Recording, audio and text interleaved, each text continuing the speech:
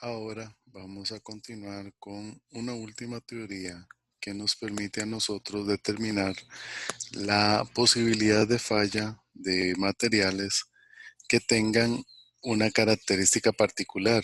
Siempre hablando de materiales dúctiles, aquellos materiales dúctiles que tienen una resistencia a la tensión y a la compresión distintas. Porque hay algunos materiales que definitivamente tienen resistencia a compresión y tensión distintas, y de ahí nace la teoría de Moore, que se basa en tres ensayos simples que son tensión, compresión y cortante. Si se grafica el círculo de Moore para cada caso, la curva límite define la envolvente de falla. Aquí tenemos la prueba de compresión, por aquí tenemos la prueba de tensión y en el medio queda la prueba de cortante. Si trazamos una curva que sea tangente a estos tres círculos de Moore, vamos a obtener la curva de falla de Moore, la cual tiene una forma no lineal y la cual el establecer su ecuación matemática es un poco complejo. Vamos entonces a entrar directamente a la teoría de Moore-Coulomb para materiales dúctiles. Como la curva de falla de Moore es difícil de determinar analíticamente, entonces se crea o se considera la teoría de Moore-Coulomb, que simplifica una línea recta la envolvente de falla usando solamente la prueba de tensión y compresión, la que son los círculos discontinuos. Entonces, vamos nosotros a trazar de la teoría de Moore, sacamos solamente los círculos de la prueba de tensión y la compresión. Vemos que el radio del círculo de Moore para la resistencia a la compresión es mayor, debido a que se utiliza para estos materiales. Omitimos el círculo intermedio que está en la teoría de Moore, que es el de prueba de cortante. Trazamos una línea recta que sea paralela, más bien que sea tangente tanto al círculo de la resistencia a la tensión como el círculo de la resistencia a la compresión, y vamos a obtener esta línea, que es la línea de falla Coulomb-Moore, tanto en la posición o la línea que va desde el segundo al primer cuadrante y el tercer al cuarto cuadrante, y que se me forma un ángulo acá, que el ángulo tal vez no es tan importante, pero lo que sí es importante es establecer que en mi diseño quede en alguno de estos círculos en los cuales yo puedo trazar a través de esta línea, desplazándome sobre el eje principal del esfuerzo. De la geometría se deduce el criterio de falla. Nosotros podemos agarrar, utilizando relaciones matemáticas de simetría de ángulos, de eh, ángulos equivalentes y triángulos equivalentes. Entonces podemos establecer que BC2, que es la distancia, el punto de análisis que yo estoy buscando, al punto de intersección, y tomando el BC1 y el BC3 como referencias que ya vienen establecidos con los valores de resistencias a la tensión y compresión que tienen los materiales, trazo entonces varias geometrías que desde el centro hasta C1, desde el centro hasta C2 y desde el centro hasta C3, hago BC1 igual a ST medios, que es obviamente el radio que nosotros vamos a tener de la resistencia a la compresión. BC2, B2C2, como la diferencia entre los esfuerzos que estamos analizando, y BC3, la resistencia a la compresión entre dos. Se sustituyen todos estos resultados y obtenemos la ecuación 522, que es la base de la teoría de Moore-Coulomb, que establece que el esfuerzo 1 entre la resistencia a la tensión menos el esfuerzo 3, que sería el esfuerzo mínimo o el más pequeño o el negativo, entre la resistencia a la compresión, tiene que ser igual a 1. Incorporando el factor de seguridad, obtenemos la misma ecuación, solo que queda el factor de seguridad en el denominador en la ecuación 526. Para materiales dúctiles se usan las resistencias a la fluencia en tensión y compresión, Y para frágiles se usan las resistencias últimas a tensión y a compresión. Para graficar en los ejes de esfuerzos principales se van a considerar tres casos. Entonces, el caso 1 es que tengamos dos esfuerzos principales en los cuales esos esfuerzos principales van a ser los dos mayores a cero. Para este caso, sigma 1 va a ser igual a sigma A y sigma 3 es igual a cero, muy similar a como se estableció en la primera teoría que vimos, la del esfuerzo cortante máximo. Tomamos la ecuación 522, se reduce a que sigma A tiene que ser mayor al esfuerzo en tensión. Sería el resultado obvio que vamos a estar analizando solo el círculo a la derecha. Para el caso 2, que sería que el esfuerzo A mayor a cero, pero cero mayor a el esfuerzo en B. Entonces, para este caso, sigma 1 es igual a A y sigma 3 es igual a B. Vamos a tener un esfuerzo negativo. Utilizamos la ecuación 522, donde tiene que ser mayor o igual a 1.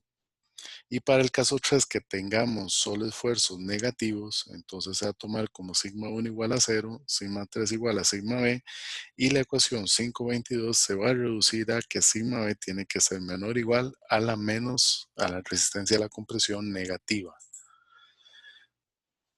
Una vez que graficamos los tres casos que se acaban de explicar sobre los ejes principales de esfuerzo, vamos a encontrar la forma de la región sin falla, que sí se ve un poquito, si se analiza desde el punto de vista básico, vemos que es muy igual, muy similar, perdón, a la teoría del cortante máximo, del esfuerzo cortante máximo, excepto que la resistencia a la compresión va a ser diferente a la de la tensión. Entonces vamos a tener una región de compresión de falla, un área mayor de diseño en la cual podemos desenvolver nuestro análisis de diseño correspondiente.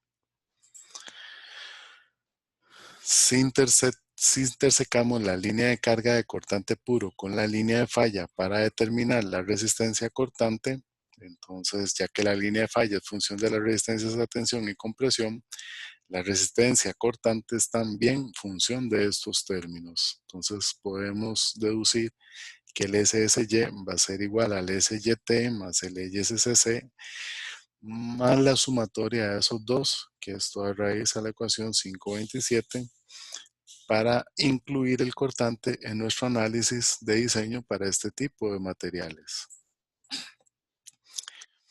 Ven, con la teoría sencilla y se aplicará entonces un ejemplo específico donde podemos aplicar directamente la teoría de Mohr-Coulomb para lo que son materiales dúctiles. El ejemplo es el 5.2. En el libro está más desarrollado, está igualmente desarrollado, y la idea es aplicar lo que se acaba de explicar. Un eje de 25 milímetros de diámetro se somete a un par de torsión estático de 230 Nm. El eje está hecho de aluminio fundido 195 T6 con una resistencia a la fluencia en tensión de 160 megapascales y una resistencia a fluencia en compresión de 170 megapascales. El eje se maquina hasta el diámetro final. Calcula el factor de seguridad del eje.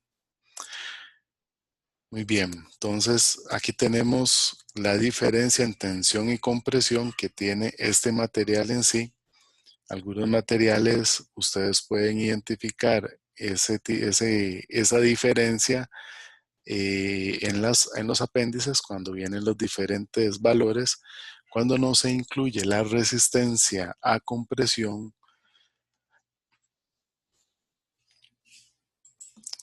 no se induce de que las resistencias a la tensión se debe equiparar o se debe hacer igual a la de compresión.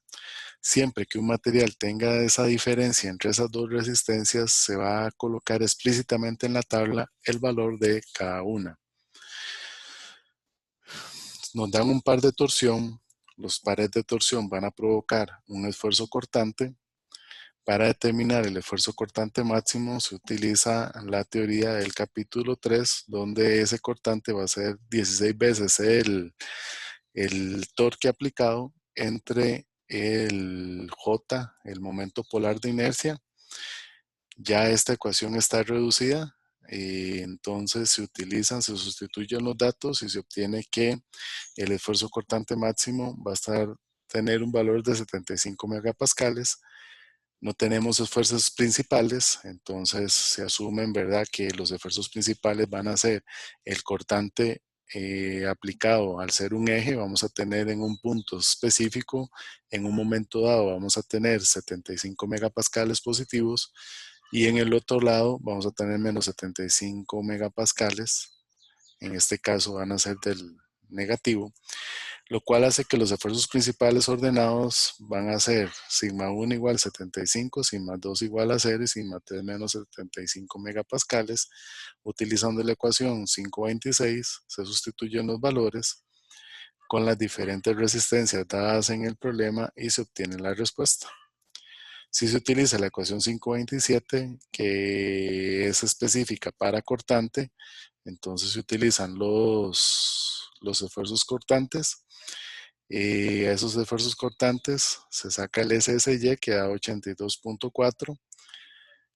Se utiliza o se aplica el cortante máximo obtenido en el primer cálculo y vean que efectivamente se obtiene el mismo valor para el factor de seguridad. Esto es por utilizar, o más bien tratar de graficar la línea de falla, la línea cortante puro, intersecando la línea de falla. Se tiene también el ejemplo 5.3, el cual se va a solicitar que ustedes hagan un estudio independiente, al igual que el ejemplo 5.4. El ejemplo 5.3 presenta una barra con una fuerza aplicada en una palanca cerca del extremo de la palanca de 15 pulgadas, la que se muestra en la figura, que es muy similar a una llave de dado y resulta en ciertos esfuerzos en la barra en voladizo o ABC, que es esta barra que está acá. En esta barra es de acero IC1035 forjado y tratado térmicamente de manera que tiene una resistencia a la fluencia ASTM mínima de 81 kPa. Se supone que este componente no tendría ningún valor después de la fluencia. Por lo tanto, la fuerza F necesaria para iniciar la fluencia puede considerarse como la resistencia de la parte componente. Determine esta fuerza. Entonces, se dan aquí las dimensiones, se dan aquí el punto, ¿verdad? Donde está esta barra en voladizo, va a generar acá, al aplicar esta fuerza, me va a generar aquí un cortante. Entonces, la idea es determinar la fuerza para que soporte según el dato de resistencia que se suministra aquí en el enunciado. Entonces, les voy a solicitar que hagan un estudio detallado del ejemplo y cualquier duda o consulta, y ustedes conocen los canales de comunicación para aclarar lo que corresponda.